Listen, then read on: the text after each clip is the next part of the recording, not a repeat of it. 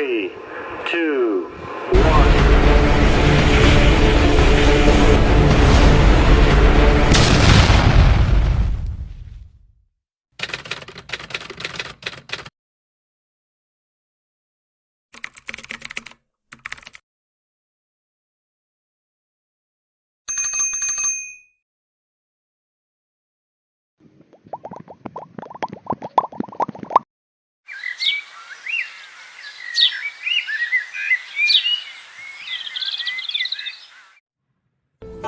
Rama meadow سے السلام علیکم۔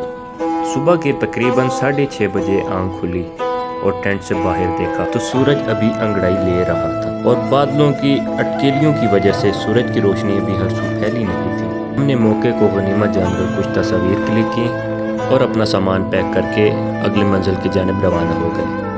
موسم بہت خوشگوار تھا اور ارد گرد کی ہریالی ہر سو چمک رہی تھی۔ مجھے تو اس موسم میں اس منظر کے ساتھ بائک ڈرائیو کرنے کا بہت لطف آ رہا تھا۔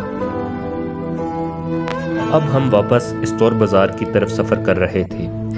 یہاں پر ہم نے ATM یوز کرنا تھا اور بائک کی ٹینکی فل کروانے کے بعد آگے کالا پانی کی خوبصورتی سے مستفید ہونا تھا۔ جس جگہ پر آئی لو استور کا بورڈ لگا ہوا ہے اس کے ساتھ ہی پل کراس کرنے کے بعد پیٹرول پمپ موجود ہے، وہاں سے آپ اپنی ٹینکی فل کروا سکتے ہیں۔ اب ہم آگے گوری کوٹ والے راستے پہ روانہ ہو چکے تھے۔ جب آپ گوری کوٹ کا پل کراس کرتے ہیں تو راستہ 2 حصوں میں تقسیم ہو جاتا ہے۔ رائٹ سائڈ سے آپ روپل اور کالا پانی کی جانب چلے جاتے ہیں، جبکہ بائیں جانب چمچوکی اور دیوسائی کے لیے۔ چونکہ ہم نے کالا پانی جانا تھا اس لیے ہم نے اپنی بائک کی لگامیں دائیں جانب موڑ لیں۔ راستے میں یہ بورڈ آپ کی رہنمائی کرتے ہیں جن سے آپ کو سمت کا تعین ہوتا ہے۔ کالا پانی کی جانب شروع میں روڈ کی حالت تو کافی بہتر تھی، مگر جیسے جیسے ہم منزل کی طرف قریب ہوتے گئے تو راستہ دشوار ہونا سٹارٹ ہو گیا۔ ہم کالا پانی کی جانب رواں دواں تھے اور راستے میں ہمیں کوئی بھی ٹورسٹ نظر نہیں آیا، جبکہ میں نے بھی کچھ مشہور ولاگرز کے ولاگ میں کالا پانی کا ذکر نہیں سنا تھا۔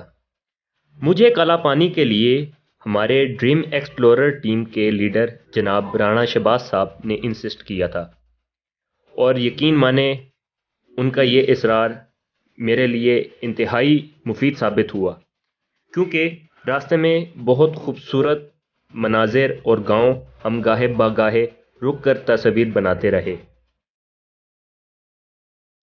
جیسے جیسے ہم آگے بڑھ رہے تھے تو ہمیں ہمارے آنے کا مقصد سمجھ آنے لگا۔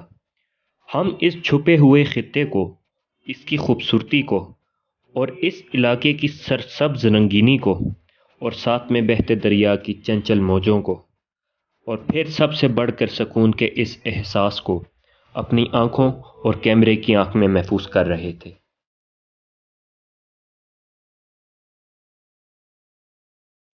استور کے اس علاقے میں موجود سکون کے اس احساس میں ہرے بھرے کھیت اور اس میں کچے اور پکے گھر ہمارے اندر ایک منفرد احساس پیدا کر رہے تھے۔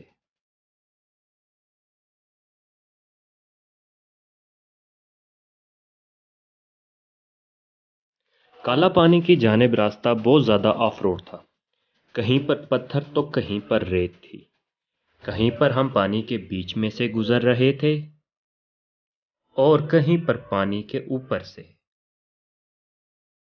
اور کہیں پر تو دریا کے کنارے بیٹھ کر لہروں کی طوفان بدتمیزی کو انجوائے کر رہے تھے۔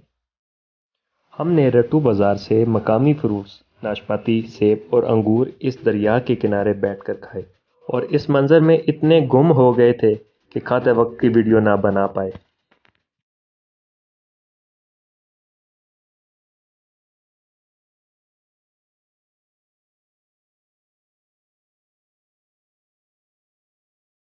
ہمارا 2 افراد ایک بائک پر مشتمل چند ساز و سامان کے ساتھ قافلہ کلور کوٹ، رٹو کینٹ، فقیر کوٹ سے ہوتا ہوا جس وقت درلے پہنچا تو دور سے ایک جھیل نظر آئی۔ درلے جھیل کافی بڑی اور طویل جھیل تھی اور اس کے کنارے بائک رائڈ کرنا ایک نعمت سے کم نہیں تھا۔ کچھ دیر ہم نے اس کے کنارے بیٹھ کر آرام کیا اور تصاویر بنائی اور پھر اس کے بعد ہم آگے نکل پڑے۔ درلے لیک کے استقبال نے ہمیں تر و تازہ کر دیا تھا اور کالا پانی کی خوبصورتی میں یہ ایک ایکسٹرا اضافہ تھا۔ کالا پانی کی جانب جوں ہم آگے بڑھ رہے تھے اس کے لینڈسکیپ کی خوبصورتی میں مسلسل اضافہ ہو رہا تھا۔ درلے جھیل کی بل کھاتی لہروں سے کھیلنے کے بعد اپنا سفر جاری رکھتے ہوئے آگے بڑھے۔ ہمیں سفر کرتے ہوئے تقریباً 4.5 گھنٹے گزر چکے تھے۔ چونکہ ہم دلکش و حسین مناظر سے لطف اندوز ہوتے ہوئے سفر کر رہے تھے اور بار بار حسین مناظر کو اپنی کیمرے کی آنکھ میں بند کر رہے تھے، اس لیے ہمیں زیادہ ٹائم لگا اور منزل پر تھوڑا تاخیر سے پہنچے۔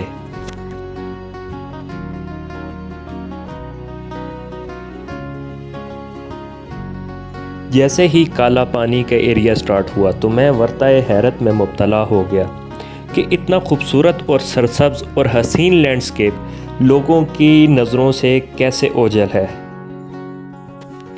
میں جیسے جیسے آگے بڑھ رہا تھا میری توجہ اور میرا ایکسائٹمنٹ لیول میں مسلسل اضافہ ہو رہا تھا، کیونکہ اب تک جتنا کچھ میں دیکھ چکا ہوں یہ ان سب سے منفرد اور علیحدہ طرز کا خوبصورت تھا۔ ہر طرف سبزہ اور گرین کارپیٹڈ پہاڑ تھے۔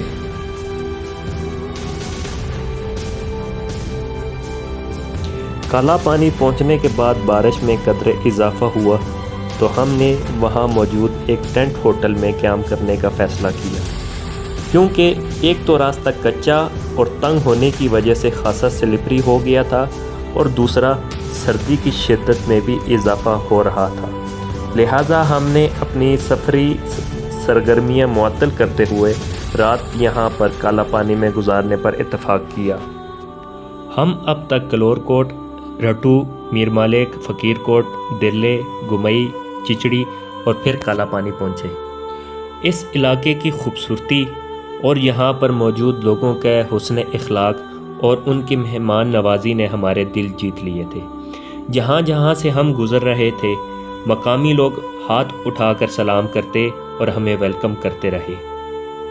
اور اگر کبھی آپ کو موقع ملے تو کالا پانی لازمی وزٹ کیجیے گا، جو کہ استور میں واقع ہے۔ تمام گاؤں والوں کا شکریہ جنہوں نے اتنے محبت اور خلوص سے ہمیں ویلکم کیا، اور آخر میں چند تصویری جھلکیاں آپ کے لیے پیش خدمت ہے۔ میری اس کوشش کو سراہیے گا، اس میں کوئی کمی بیشی ہو تو مجھے کمنٹ سیکشن میں ضرور آگاہ کیجیے گا۔ اللہ ہم سب کا حامی و ناصر ہو۔